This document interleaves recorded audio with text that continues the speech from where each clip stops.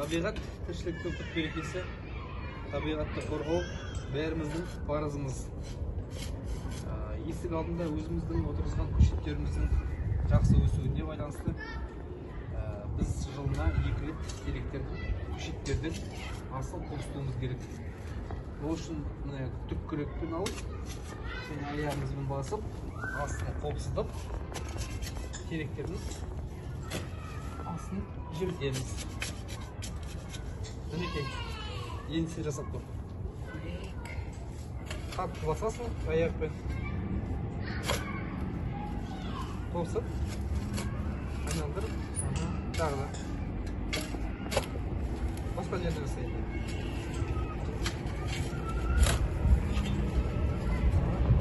Соғып жүр.